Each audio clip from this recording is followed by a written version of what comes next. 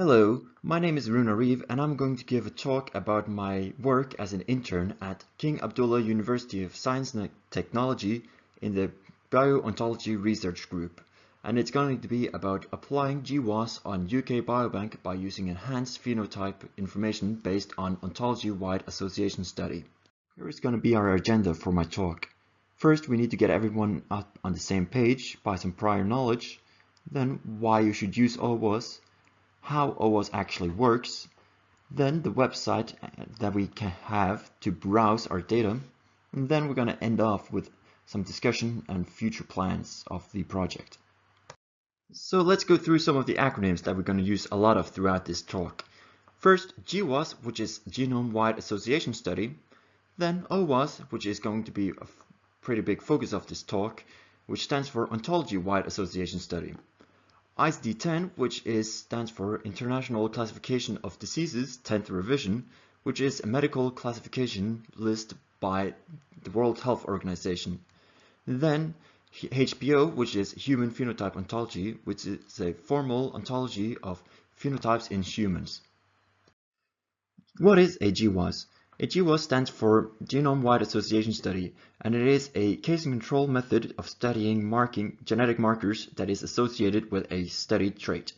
By splitting individuals into cases and controls based on if they have the disease or not, trait or not, we can use some statistics and run through the genetic markings and to determine how associated each genetic markings is to that specific trait. Throughout this talk, we will use Alzheimer's disease a lot to use it as an example, just to keep it consistent throughout. The last thing we need to go through is what is an ontology. An ontology is a data model to represent knowledge that is inside of a domain. Then it represents relationship between those entities of that domain. It has the advantages of making it easy to understand, easy to edit, and easy to query for someone without a lot of training. Some examples of ontologies are organizations, or as we're going to use, diseases. The data that we use are from the UK Biobank. The UK Biobank consists of around 500,000 individuals from the UK. We are using their genotyped data. The data that they store are, for example, diseases, which we are using ICD-10 and ICD-9. We are focusing on the ICD-10s in this group, their habits, their lifestyle, and a lot more.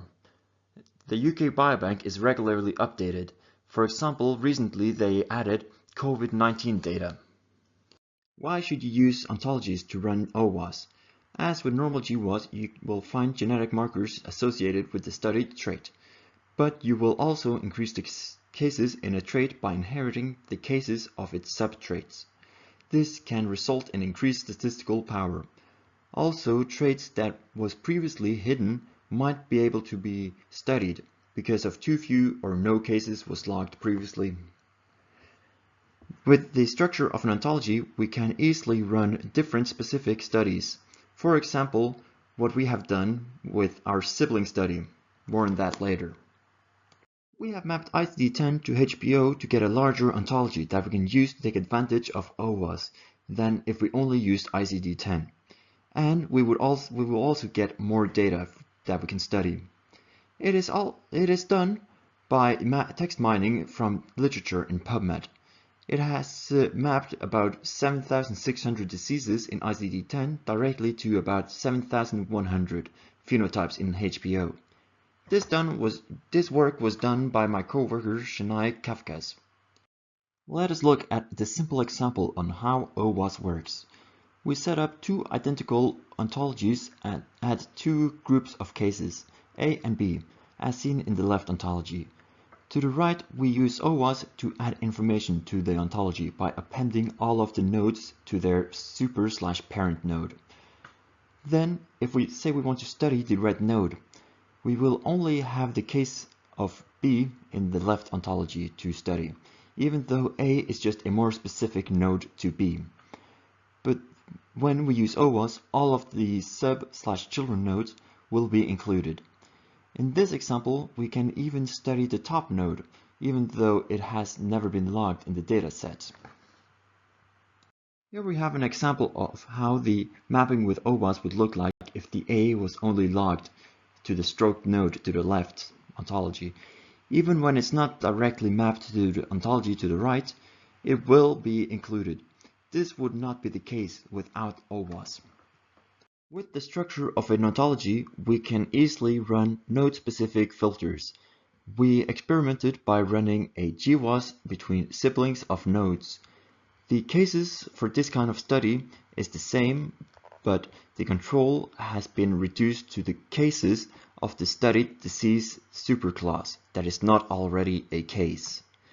The result will identify genetic markers specific for this disease compared to diseases that is similar or closer in the ontology, ideally identifying the cause between two similar diseases. The general workflow of an OWAS. As with all studies, the first step is to fetch, clean, and prepare the data that you want to study, followed by mapping the ontology, getting all of the nodes, super, and subclasses, so each node knows what to inherit. Then the inheritance can start, each node inheriting all of the subnodes of itself. Now one can prepare for the GWAS, for example by setting up a file structure or by filtering out unwanted nodes. Then one can run all of the nodes with the OWAS inherited data. With the ontology structure, we can now easily run additional studies with some specific filtering. For example, in our case, the sibling filter. To take full advantage of the ontology, it is useful to make a method to browse the ontology, either with a software or by making a website out of it, as we have done. For our GWASs, we are using the software Plink version 1.90, which is an open source genetic toolset. For our setting for our GWASs, we are using minor allele frequency to 0.01 and gene to 0.1. For each GWAS to be run, it needed to have at least 100 cases, but for sex-specific GWASs, it is a little bit less. Displaying information, we are using Manhattan plots and interactive Manhattan plot and the list of the top 20 variants of the study. We can have a look at how much the dataset had changed after using OWAS. Originally, we had around 11,000 unique traits in ICD-10, but after using OWAS, this got increased by 1,000. The same thing happened in HPO. Then, the total amount of cases summed up over all of these traits before using the OWAS was 4.2 million in ICD and 25 million in HPO. With only using the same traits as before, we can increase the total amount of cases by over 1.5 million for ICD and 23 million in HPO. This is almost a double the amount for HPO. Then, by looking at the total amount of the total cases after using using OWAS, we can see it increased by a lot more. But this is because the higher up you get in an ontology, the less specific it gets and includes a lot more, even if they have been included probably numerous times further down in multiple nodes in the ontology. Now, as we know how OWAS works, let us have a look at the website we have set up for you to browse the data that we have generated from ICD-10 and the HPO data. From the home page of our website, we can go to both ICD-10 and HPO structure. We can search in both of them to find the specific one that we want to go to, or we can use the list underneath to start browsing from the top of the ontologies. Or you can go to the home page and you can find the disease or phenotype that you want there. For ICD-10, it starts with chapters as the starting point, but for HPO-10, it starts with phenotypic abnormalities. When browsing a phenotype, for example Alzheimer's disease, the Manhattan plot to the left is the normal casing control and the right is the sibling casing control.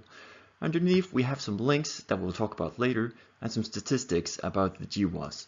If it is available, there is a phenotype definition and a phenotype comment. We also have the top 20 list of top 20 SNPs of the GWAS, where we can sort and group together genes, and we have it for both of the GWASs. On the bottom, we have all of the associated diseases, for example, separated into the ones that shares at least one of the top 20 SNPs in the top 20, and the ones who does not share none of the top 20 SNPs. By focusing in on the top 20 SNPs, we see that we can go to websites where we can get more information about the SNPs. Selecting the location of the SNP, we go to the UCSC genome browser, where we can get more information about the variants around the SNPs itself. Selecting the RSID, we go to the DB SNPs and get more information about the SNPs itself. And by selecting the gene, we go to NCBI gene to get more information about the gene itself. If we want to look closer at the Manhattan plot, we can just scroll down and click the interactive button. Then it will take some time to load in all of the data and to plot the plots, but just give it some time and it will soon be there. Here we can see that we have the Manhattan plot, and we can also zoom in and interact with it.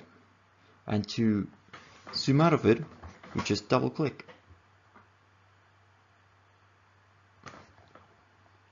We can also see the difference of sex by clicking the sex split. We see that we get two new GWASs with female and male. The statistics indicate this, and it also shows a percentage of female and male in the total phenotype.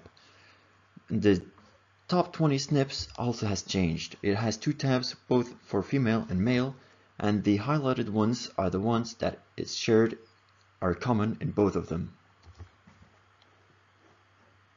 And if we want to do the same thing, interactive plot for female and male, it will do the same thing, only take a little bit more time, and we will be able to browse both of the plots at the same time.